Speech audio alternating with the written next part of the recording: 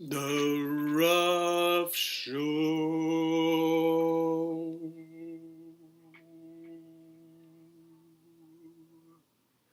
Ruff, ruff, ruff, ruff, ruff, ruff, ruff, ruff, ruff, ruff, ruff, ruff. The Ruff Show. Ruff, ruff, ruff. The Ruff Show. Ruff, ruff, ruff. Hello, everyone. Welcome to the Ruff Show. If you don't know what the Ruff Show is, I really don't know why you're watching this. Anyway, let's get into it. Or jump into it. We want to sue Philip DeFranco, or Philip DeFranco wants to sue me. So today's been an upside down day for me. Soon I will look up my horoscope because apparently that's important. Anyway, I'm gonna move over here now. Yes, my voice sounds strange. I don't really fucking care. I'm probably sick with the flu or something stupid. Anyway, should never leave the camera. Here's my books. Yeah, like I said, today's been an upside down day. Still not talking to you because I don't want to see anyone right now. Alright, well actually, I won't be seeing anyone when I do this. Okay. So, let's get into the facts of the day, which is ironic because I have a character called the Fact Man who kills people. Why is that ironic? Because I don't kill people. Anyway, shit, there was something I wanted to do, and now I've completely forgotten what that was. Now I have to stupidly think I know what I'm doing. Okay, well, let's talk about, alright, I know what I was going to do. So my horoscope. This is not going to be a thing on the show, believe me. I'm just curious what my horoscope is. And you should not look up your horoscope. Well, you can look it up in the middle of the day. When you get up, look at your horoscope. If you don't believe in it, that's fine. Anyway, this is mine. Your light, breezy spirit may have some trouble harmonizing in today's prevailing mood. Usually when you're cornered... And now it decides to buffer. Usually when you're cornered, you're able to find a way to squirm to safety. Today you may run out of clever maneuvers. Even though you face the day's challenges alone and unaided, you survive in the same way. Good for you! That's my horoscope for Aquarius, which is May 20th, 2019. That's not yet.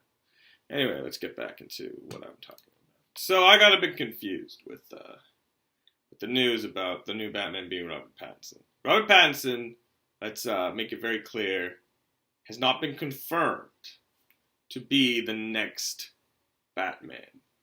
Yeah, he could be, but he also might not.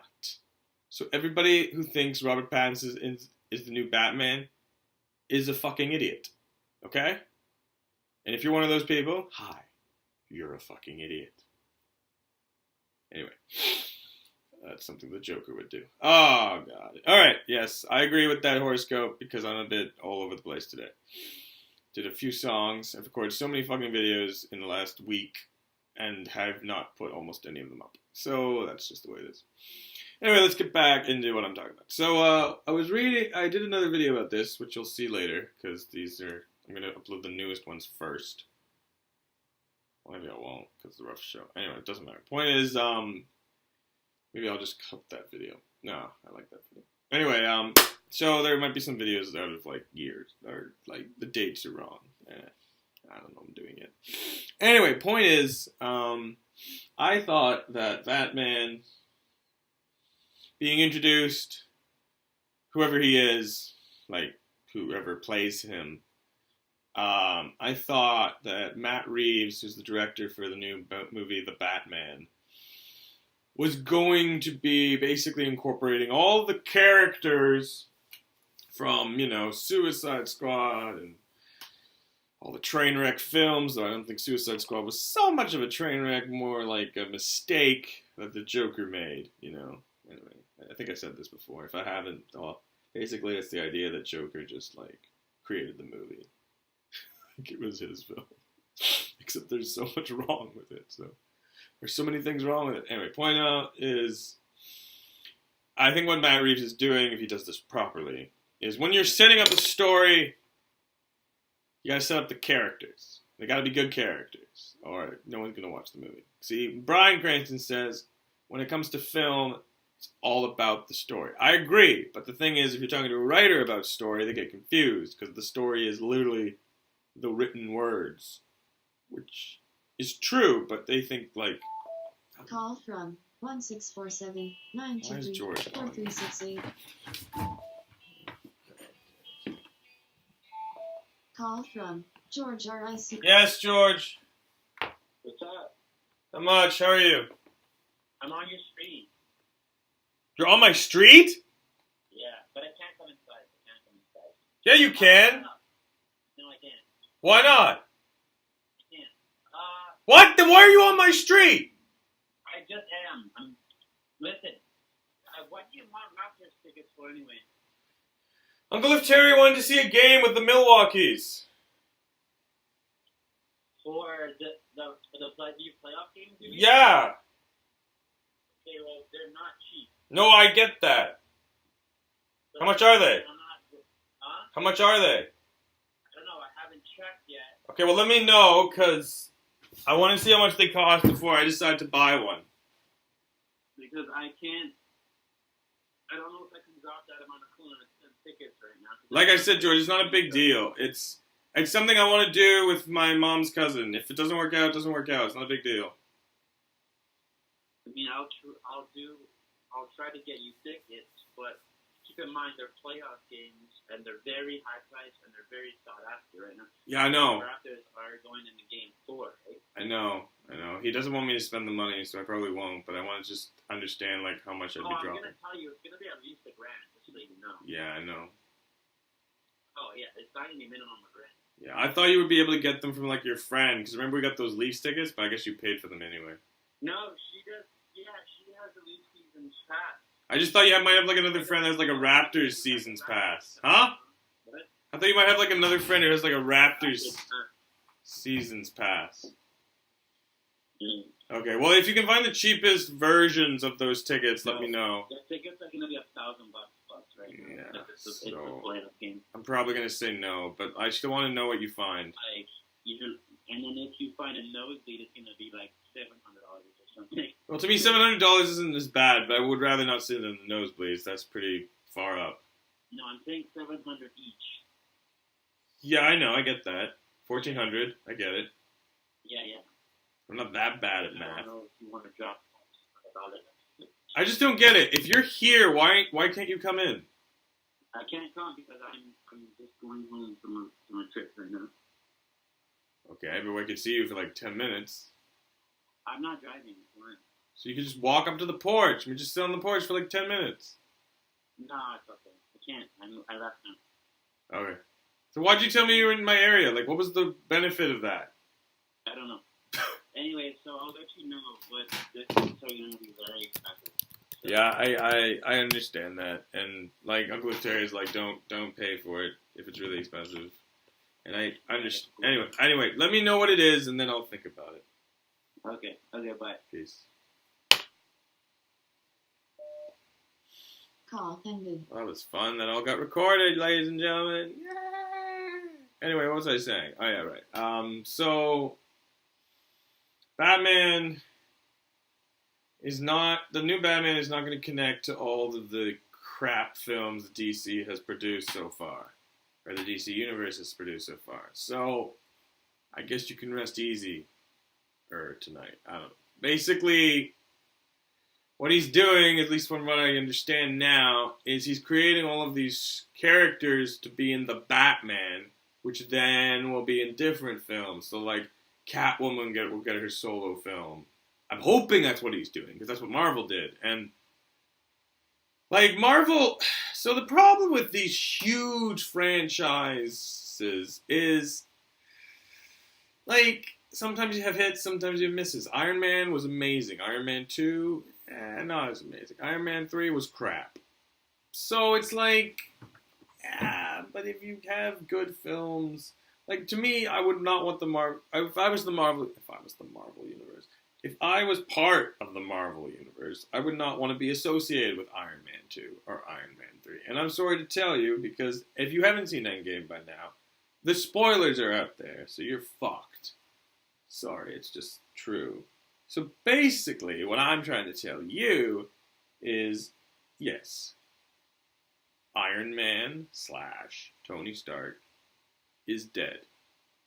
He dies at the end of the movie. It's beautiful. It's beautiful because you expected this to happen. You did. I mean, if you didn't, well then, sorry. I'm sure you're very sad, but they're fucking characters. Move on with your damn life. It's not you. It's them. Anyway, so, and then everyone's like, oh, he'll appear in other films. There's like cameos. I'm like, yeah, he might. Or maybe Robert Downey Jr. is just done with Iron Man.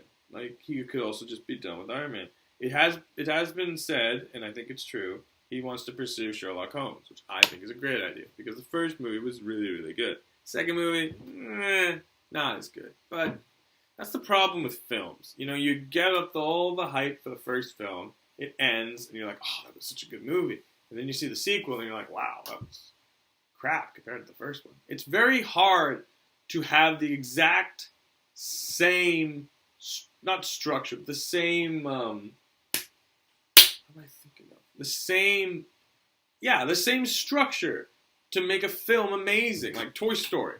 Toy Story is a great film. Toy Story 2, great film. Is Toy Story 2 better than Toy Story? No. Is it on par with Toy Story? No. But it's still a really good movie. Toy Story 3. Is Toy Story 3 better than Toy Story 2? No. Is Toy Story 3 better than Toy Story? No. Is Toy Story 3 a bad movie? No. So it's like, you can't... Basically what you gotta do is like hit a home run. 1, 2, 3, done. You know? The... Wow. English.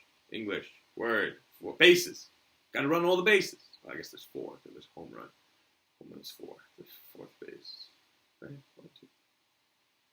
I guess it's not really a base. It is a base. Alright, so, yeah. You gotta know that. So, the best way to do that is to create story arcs. And so what you want to do is, you want, like, if you're going to introduce, you got to figure out who your main character is if you're doing a bunch of films. And who he is and how he's going to be represented throughout the other films. So, Matt Reeves wants to do, I think, a very good idea of a younger Batman.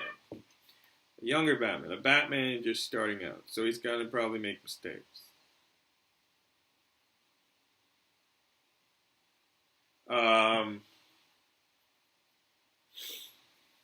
So, like, he's going to be trying to be a detective and probably screwing up. Or he's going to be very good at the detecting, but not so great about I don't know what he's going to do.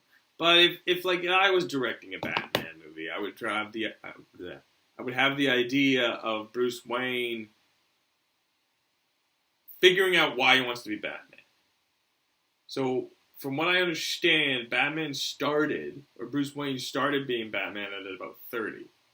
Which is good, because if he was 10, he'd be Robin, basically. If he was 20, as a human being, your life hasn't really matured. Well, that's true, it's matured, but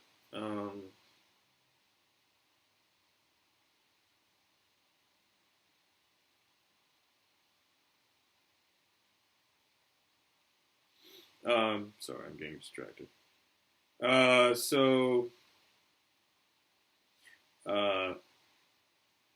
Well, if I was setting up a movie, I would, or a Batman film, I would want to introduce why Bruce Wayne became Batman. Bruce Wayne became Batman because of the death of his parents. But also, there's a big factor here that you need to consider, which is the fact that Bruce Wayne became Batman not because just his parents died. He became Batman because of the violence he witnessed. And we're going to say 12, because I don't really know how old he was. There's different theories, and there's different comic books to prove those theories. Anyway, so he's 12, his parents get murdered before his eyes, and he now makes this vow that he will basically tear down the destruction of Gotham, or tear down tear down the villains of Gotham, make Gotham a safe place. Gotham City is a doomed city, though, so there's that to consider. Anyway, point is, that's what he vows to do. And so when he becomes Batman, he vows to never kill. The problem with this is Batman is Batman. Batman is a human being. Most superheroes are not most superheroes are actually super, like, X-ray vision or laser vision or whatever. What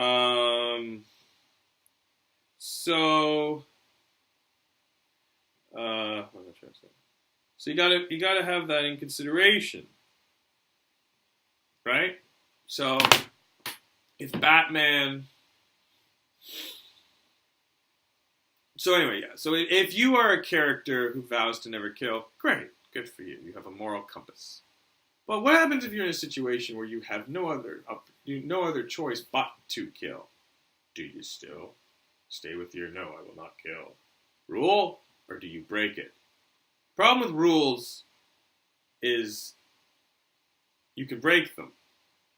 So it's best to not ever make those rules in the first place. But Batman is known to not kill. Like the video games, you have a little bit of a different idea about who actually dies in that. But then he basically, if Batman kills, he's got to have a legitimate reason to kill. Should Batman kill? No. Will Batman kill? Yes. That is what Zack Snyder, who did it probably very terribly, was trying to communicate with the new Batman that Ben Affleck was playing, This is a doomed Gotham City. This is a doomed Batman. This is Batman on the rage. He doesn't give a shit anymore. He just wants to eliminate all the crime possible, and that means killing people. And everyone was so shocked by this. But you gotta understand the context as to why he was doing what he was doing. And honestly, that fight scene with the weapons, beautifully executed. That movie was crap, but that scene was amazing. Amazing. And that's what you want from a Batman film. You want to come out of the theater going, wow, that blew me away. But not every movie is going to blow you away. I'm sorry, that's just true. You've just got to understand character, you've got to understand story, you've got to understand narrative. These are all different things, by the way. A character is the person that you're watching on the screen. Batman, Bruce Wayne, Jack Nicholson as the Joker. That wasn't really what I wanted to do. Jack Nicholson is Jack, whatever the hell his name is, in The Shining. Like, those are characters. Story is like the pitch / like, when you're writing a script for a show or a movie, you pitch it. It's called a pitching room or something. And they either accept your pitch or they don't accept your pitch. For Breaking Bad, the pitch was this, chemistry high school student becomes Scarface, and everyone's like, what? That's a thing? We're going to do that as a show? And it worked. But the thing is, yeah, the pitch isn't the greatest. But that's the story. You want to know what's the story about. It's about this. Same thing with books. When you read the back of the cover, you want to know what the story is. What is going to happen in this story? Or what is the story of the story, which is kind of funny. But I think you understand what I mean. So, like, the pitch for Batman would be, man decides to become superhero and clean up the city of Gotham City. That's the pitch / the story. But now you have to reach those expectations, We have to make the chemistry teacher become Scarface. How do we do that? We've got to make this character who is Bruce Wayne to become Batman. How do we do that? So if Matt Reeves is going to be creating his own new Batman universe, great. All the power to him. Keep in mind though that this film is coming out in 2021. So that's in 2 years. Why is it going to take 2 fucking years to get this film off of the ground? That's what I want to know. Robert Pattinson is rumored to be Batman. Great. I'm not saying it's a good idea. I'm not saying it's a bad idea. I'm just saying it's an idea. It's not confirmed. Warner Brothers might not want Robert Pattinson to be Batman. Let's just clear the air there. But they also didn't want the Joker to be played by Jared Leto. So there's that too. But you gotta figure out your shit, Warner Brothers. Everybody else, fuck. Marvel has gotten their head out of their ass.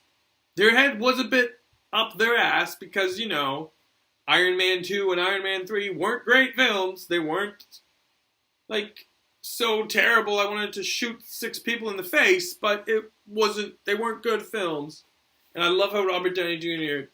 announced that he was Iron Man in the first movie at the end of the film because they didn't want him to do that. They're like, oh, shit. And Iron Man, well, and Robert Downey Jr. is a jackass, okay? Like, he demands more money for the roles he's playing, and I get it. The guy had a drug overdose, or almost died, or had a lot of drugs, but he's still a dick. I mean, they killed Robert Downey Jr., or they killed Tony Stark for many reasons. They didn't just kill Tony Stark because they wanted to fit into the narrative. He's not a pleasant man to work with. I'm sorry, he just isn't. I'm not saying that's not gonna change, or I'm not saying it's gonna change or it's not gonna change. I'm just saying that he's not a great guy to work with. They were happy to kill him off, and I think Robert Downey Jr. was a bit happy to kill him off because I think he's getting exhausted with Iron Man. The problem with these films is you sign these stupid contracts, like, you know, Chris, whatever his name is, Chris Stevens. I don't even know. God damn it, I can't think today. Captain America actor. Steve Rogers. No, Steve Rogers is the character. I know it's Chris. Chris Evans. There we go. So, like, when you're a superhero, you know that you're for the majority of your film career could be this character. Like, oh, who did you play? I played Iron Man. Cool. Cool, I like those films. Or, oh, who did you play? I played Scarface. Oh. Have you done anything else? Nope, just that. Of course, Al Pacino's done other things than Scarface. But you just gotta understand. So anyway, I think what Matt Reeves is doing is great. If it takes 2 years for this film to get off of the ground, great. But we expect good results, because this is what happened with Suicide Squad. The hype was raised, and then everybody's expectations were lowered. Because they watched the movie, and they changed their minds. They're like, this is shit. This is a shit film. And they filmed it in Toronto. The whole thing was filmed in this fucking city. I'm not saying other films don't get filmed here, but it's like, if we can get any kind of publicity for Toronto, it's awesome. Because I live here. You know, I could go on set. I could be a background actor. I could be the Joker's henchman that gets shot in the face. I don't care. That would be amazing for me. We're going to end it there. Actually, no. So, the only thing you need to take from this video is this. Matt Reeves. I don't know anything about Matt Reeves. Actually, you know what? Let's do this. Let's look up Matt Reeves, because that's important. Let's look that up. Matt Reeves. Oh, God. All right, let's look this up.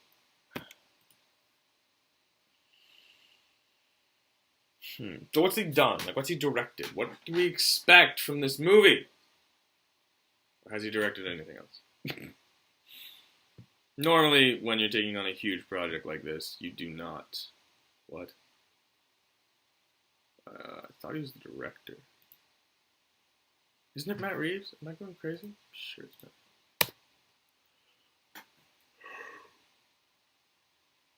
Oh, what's he done?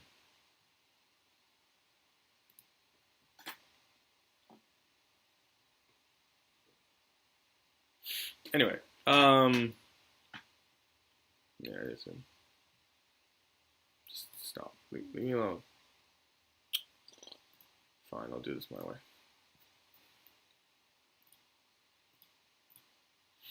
So Matt Reeves right now on IMDb is listed as writer for this film called Let Me In. Nothing wrong with that. That's interesting. But he's known for War of the Planet of the Apes, which is a fine film, I guess. Alright, here we go. He doesn't have a lot. He's got The Yard, he's got 10 Cloverfield Lane, he's got 10 Cloverfield Paradox. He was producers for these films, by the way. He's a producer for The Batman. He is basically a producer. I don't see a single thing he's directed. Oh God, this guy's like, okay, hang on. The writer, yeah, no. War of the Planet of the Apes, he wrote. Other stuff I've never heard of. What does he direct? He's gonna direct that, we know this. Anything I've heard of? Cloverfield, directed Cloverfield, so, okay, so that's who he is. So he's got sort of dark idea, I would say. So this is going to be a dark movie. It's going to be like, The Long Halloween 2, because there's already been a Long Halloween that was Christopher Nolan's franchise. He wanted to base the Long Halloween sequel. I can't think of it now. And I should not leave my post.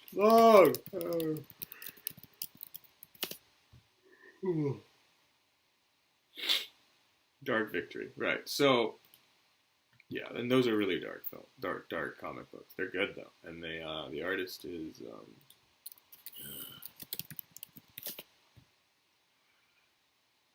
Jeff Loeb and Tim Sale, and oh my god, the art is amazing. And the new one is, Dark Victory. I wouldn't say Dark Victory is better than Long Halloween. It's just a very different. They're so good. They're just really, really clever. And that's not really what Christopher Nolan did. He didn't really redo the Long Halloween and the Dark Victory. He just took the ideas from it. Anyway, it's brilliant. It's very. Read those books if you're obsessed with Batman. You gotta read those. That's it. We're done.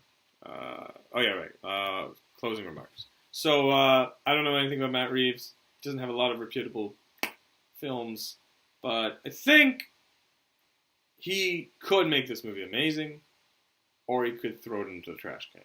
And if he throws it into the trash can, Warner Brothers is gonna have to fucking tear down their entire organization and rebuild it from the ground up, because they're not doing well. They're not doing well. Marvel is figured their shit out. Endgame was an amazing film. Infinity War, a bit concerning. You don't have the character run the narrative. You run the narrative through the character.